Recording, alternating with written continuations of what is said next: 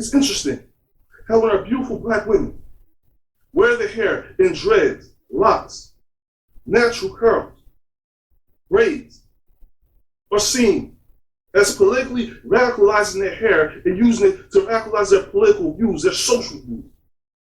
It's interesting that they're being denied opportunities and promotions, job opportunities, because they're not judged based on their resume, their work performance, but based on their hair and how their hair makes others feel uncomfortable. It's interesting that black women's hair can be seen as a threat, a social threat, a political threat. It can be seen as agitating. It can be seen as not being one to be a team member, not one to be social.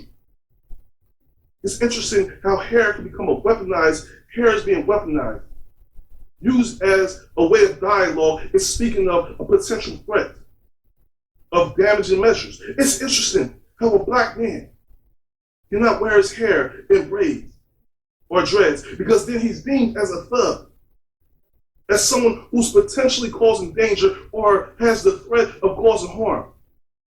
It's interesting that these men and women, these young kids, 6 years old, are being denied opportunities of going to certain schools because they chose self-expression of wearing dreads, natural hair, braids.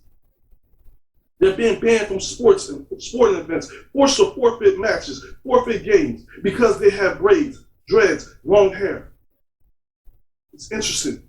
In the days and times and all the things that's going on, that we're still dealing with the weaponization of hair for black people, that we're still seeing as being radicalized in our political views due to our self-expression, due to us embracing our culture.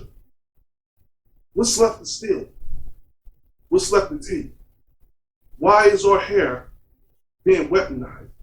Why are we deemed and seen as a threat because of the way we wear hair? See, if you're a black man wearing your hair in an afro, wearing your hair like Don King or Frederick Douglass can be seen as a threat because it be deemed as you're not sociable. You're coming in and you're trying to radicalize your political views. You're coming in threatening the very fabric of the office, the balance of the office. You're coming in there with the intentions of rallying things up, fighting for equal rights. You're coming there with intentions that are negative, just based on your hair. You come there with dreads and braids, you gotta be a thug. I'm pretty sure you robbed a liquor store or a corner store. You were selling drugs just last night before coming in here to work. Your hair looks not neat. It's not professional when you come in a certain way. When you come in with dreads or locks or braids or afro. You gotta have your hair all neatly trimmed. You see, acceptable. You see how my hair is cut. See, that's looking neat. Have your beard trimmed up. That's acceptable. But why is that the only way? Just because I like wearing my hair low, don't mean every black man should be forced to. It don't mean the way I wear my hair is the right way, and that's neat. There's black men that wear their braids nice and neat and keep their braids tight.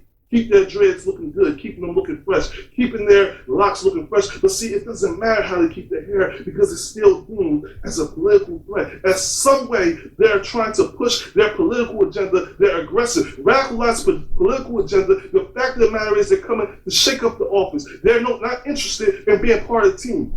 They're being antisocial. Isn't it interesting that this is a reality in many workspaces? Black women come in with different hairstyles, braids, locks, dreads. Look at it the same way. Oh, this black woman coming in with an afro, she's trying to represent black power. She's trying to push the black agenda. She's trying to radicalize her office. She's trying to change things in the most negative way. She's trying to change things in the most heinous way. I dare her, the audacity of this black woman to come in with her hair, natural hair. The audacity of this black woman representing her culture, her true beauty. By coming in with her natural hair, we're coming in with dreads or braids. The audacity of her to think that just by coming in here with her hair addressed that way, that she thinks that she can push us in the corner, that she can change the political and the agenda in my office. How dare her thinking that she can do this? This is the reality that many black women deal with. Backhand compliments where people, of Caucasian people, touching and grabbing their hair without their permission. Oh, I just love the way you can do all these beautiful things and how you can change your hair. You just had straight hair yesterday, or now you got long braids. You used to have this little curly nappy hair yesterday, and now you got these long dreads. I just don't know how you do it. How do you grow your hair overnight? Backhand compliment. Something we deal with on a regular basis. It's a backhand compliment. What is a backhand compliment? Meant to look on the surface like they're trying to compliment you.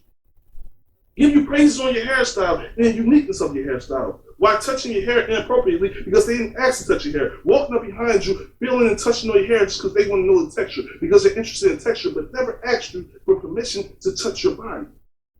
Violating your hair. And going further, one step further from violating your hair, to then hit you a backhand compliment. Yeah, I'm complimenting on your hair, but in reality, I'm telling you like, ugh. The audacity of you coming here with your hair like that.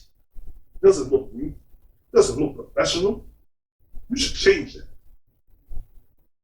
These are conversations that happen more often than we think. This is a conversation that happened in my own household. I'm not afraid to tell you people, this conversation happened in my own household. My wife will correct me if I'm wrong on the exact date and time period, but my son was 10 years old. My other son, he was 4. They wanted to do a hairstyle that's becoming unique in the Black community, young community. Rappers and professional athletes as well as actors are all changing their hairstyle to a certain way, embracing their culture, their self-expression of wearing locks. My son wanted to put locks in his hair.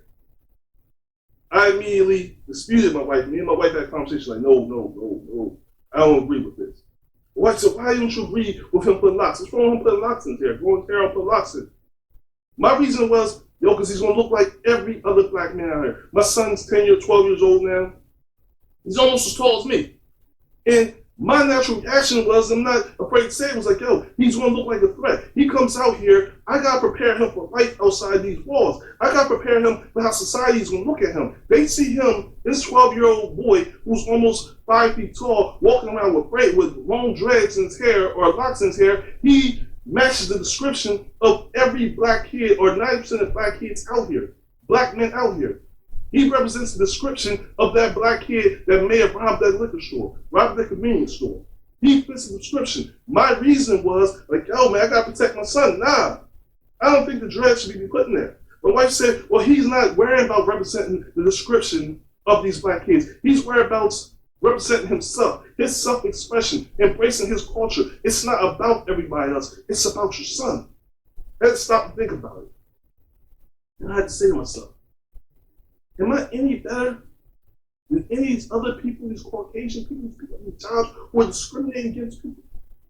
Am I eliminating my son's self-expression? Am I eliminating his imagination, his ability to see beauty in himself, in his hair? And the result is, I said to my wife, you're right. I'm wrong in this situation. I got to stand behind my son and his self-love, his self-expression. If he wants to wear his hair in dreads, locks, you're all for it. Let him grow out. And I'm going to stand behind him in his choice. I'm not going to just respect him for his choice, but I'm going to stand in full support of him. But just because I turn dark-faced and recognize my ignorance don't mean that most people do. See, when you walk into jobs, they're not so quick to recognize their ignorance and prejudging somebody, putting people in the box. Most cases, they look at you like, you're a representation of everything we are despised, everything we're trying to avoid ourselves, everything we're trying to avoid this office of. We do not want that type of representation in here. We want a nice, neat, and clean-looking Black man in here, or a Black woman in here. We do not need anyone coming in the office, rallying the office up, disturbing the peace in the office. It ain't about disturbing the peace. They're not coming in here to try to radicalize your office or change the culture of your office. They're coming in to do a job. Earn a paycheck, fight for that promotion, get the spot they deserve so that they can feed their family. And within that, they should be well within their rights to be able to self-express themselves however they want to. Embrace their self-culture, their self-beauty. Recognize that their natural hair is beautiful. They should be entitled to that opportunity. But so many cases they're not. 6-year-old boy, true story, 6-year-old boy got enrolled into private school. Black young man. Family was excited. Father and mother excited about it. Smaller classrooms, better education system, private school. Young man never seen the inside of the classroom. Why? The 6-year-old boy wore his hair in locks, long locks, in representation of his godfather who was an NFL player. He wanted to be like his godfather who was an NFL player, so he wore his hair in long locks. 6-year-old boy comes to class first day, charged away about the superintendent. Can't even walk through the front doors. Oh no, the code of conduct and school policy forbids this type of hair, long hair, dreads, long braids. He cannot wear it. He must cut his hair to attend the school. Right then there, a 6-year-old boy's self-expression, self-love, embracing his culture was eliminated, taken away from him, based off a school rule that was biased and discriminatory. You might say, well, that applies to everybody, but how many Caucasian people you see walking into the school with locks and braids? I'll wait. Who's the dominating race that walks into school and wear locks and braids? Dreads. I'll wait.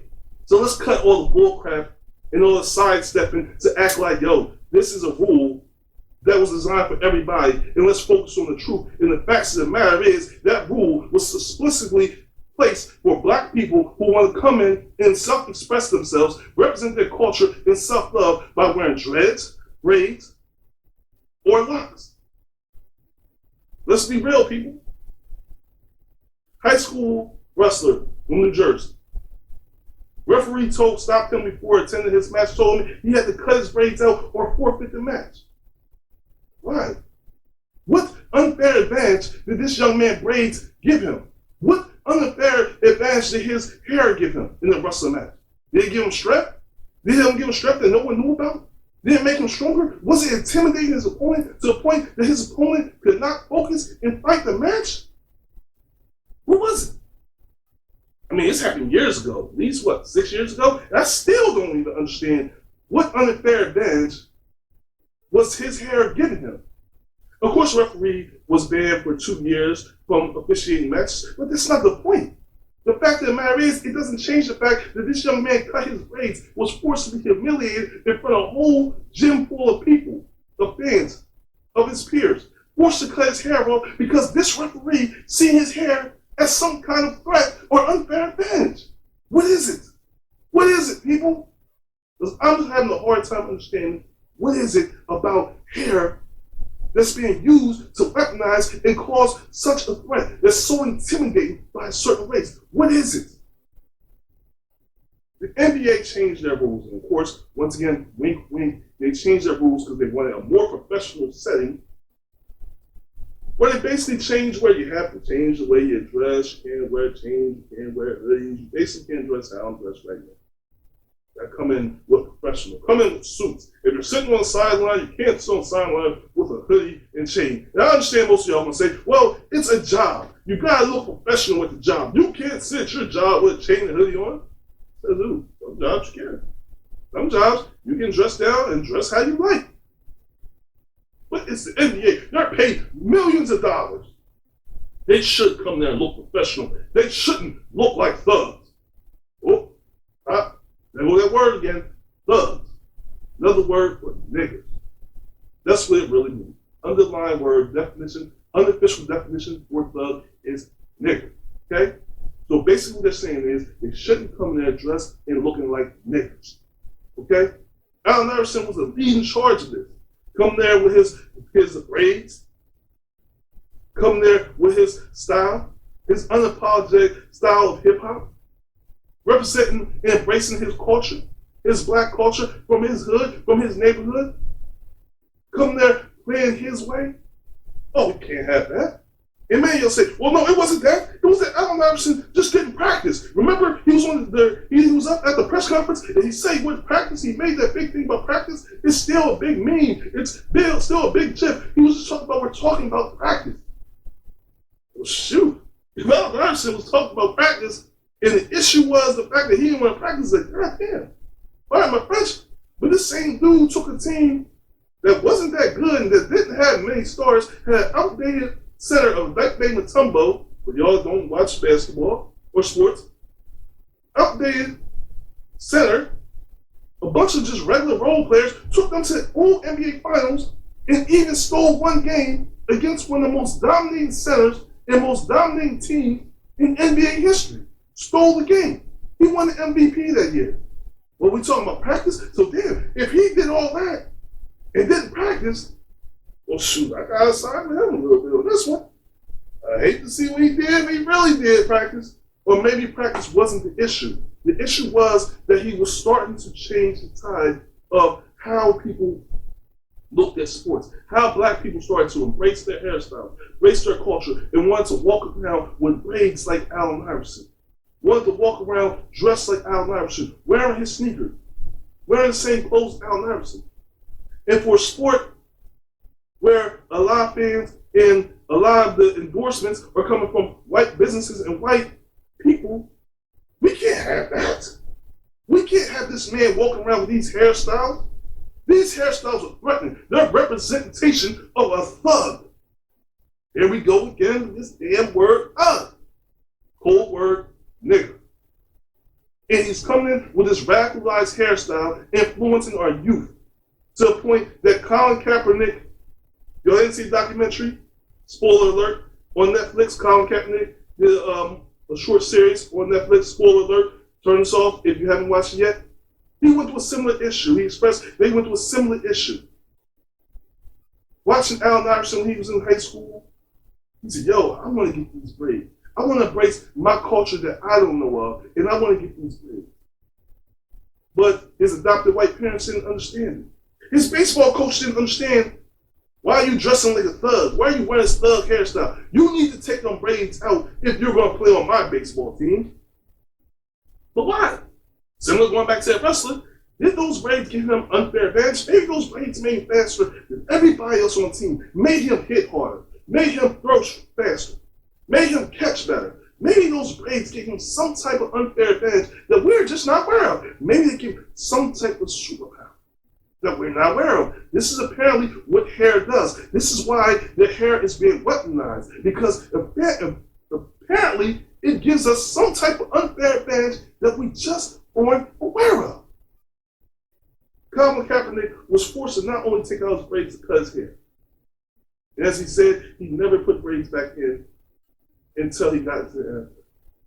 Only then when he became an adult, a professional NFL player, wasn't able to truly self-express himself. But many people, many of black women and black men are not in that position because many of us rely on these jobs, these corporate jobs, to feed our family, take care of ourselves. Many of us are not in a position where we're making millions of dollars and we have the opportunity and the fight and the ability to self-express ourselves or say, fuck you. Pardon my French again, but I'm going to call it how it is, people. You don't like it this year? Feel free to turn my show off. It's getting real this year. It's going to get hot and heavy. Many of us don't have that kind of money where we can sit here and truly express ourselves. Many of our black women don't have that money. And they're forced to change their TWA, forced to wear perms, forced to take those braids out because they're seen as not being neat. Not because they're looking all raggedy and, the flyaways are sticking out and all that. Yeah, I know about flyaways because my wife does hair and stuff, and she loves hair, so I know about flyaways. It's not because black women have flyaways sticking up their hair that it's not neat. It's just because they have those braids and it's a self-expression. It's not because their afro sitting there all matted and got cotton balls and all kinds of stuff in there, got lint from the bed and feathers all in their head. It's not because that you want them to take over your afro. It's because that afro represents something deeper to you. It represents something political to you. Because you're going back to the 1960s when there was many black women and black men walking around with afro talking about black power, fighting for our rights, for equal and civil rights. And you still sit here and associate a black woman expressing herself by wearing afro as politicizing it, saying that she's coming to office talking about black power. All black people need to rise up and we need to fight to get equal pay because we know that ain't happening, right? Women ain't get equal pay. Black people ain't get equal pay. We know that ain't happening, right? So anyway, that's how you see it. You still see it as that's a political threat. Not the fact that, she's just wearing her TWA, which is teeny weeny afro, as my wife always expresses. I don't know if that's a real thing. That's what she always said. She always called it TWA, teeny weeny afro. I don't know if that's how y'all really say it, but that's what she said.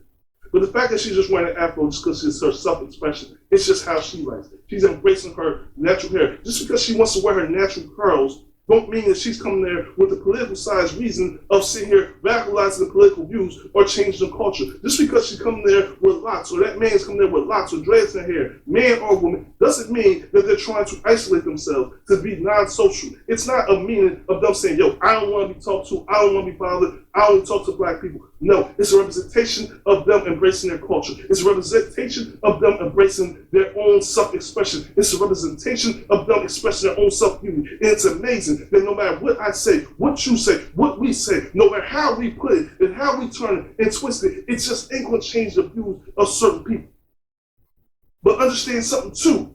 Just because you feel some type of way and feel threatened by hair, just because you choose to walk around embracing the ignorance that you go by every single day and you carry into these special office interviews, don't mean that we're going to change our right, our ability to self-express and show self-love to ourselves and teach our children that.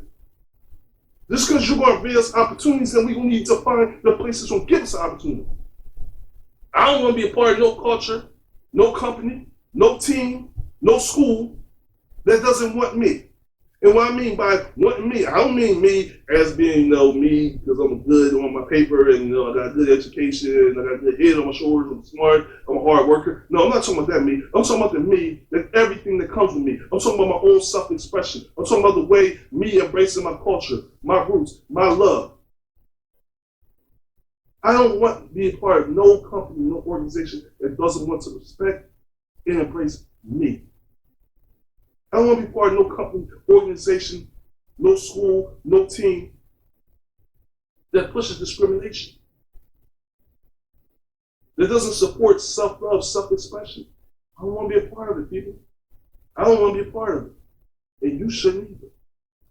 There has been laws passed in New York and California has been progressive of changing laws to make it not able to be discriminatory towards people of black people or different races of wearing their hair in a certain texture or way. Raised in California, New York, Wisconsin, Kentucky, all these other states, Maryland, who's making the jump to making this law prominent and changing this law and hopefully changing the views. But like all things, there's a way around everything. There's a way around everything. Despite this law being changed, there is still people who choose to still be discriminatory towards people with black people hair. They still choose to look at someone's resume and say, oh yeah, look at that hair, oh, look at those dreads, and look, these dreads and locks, they look like a thug, and this nigger right here, no. Well, yeah, your resume looks good, you know what, we'll call you. But the reality is they're not going to call you. Not because your resume don't check out, not because your job history don't check out, not because you don't have the professional references that you need, but the fact of the matter is that your hair just don't meet the qualification. Could you imagine that? Going through life, not being able to express your self-beauty, your self-interest, embrace your culture, be worried that you're forced to look at like you're radicalizing your politics, political view, that you're intimidating others, becoming threatening to others because of your hair. The fact on hair is the reason that you didn't get that food, that promotion, that opportunity. Your hair is the reason your kid couldn't get in that school. Self-expression, your hair, dreads, locks, braids, afros.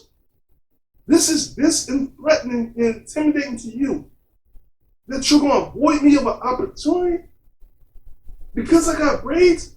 I either cut them off or I can't play on your team because they somehow give off the impression that I'm unprofessional, I'm unorganized, I'm not neat.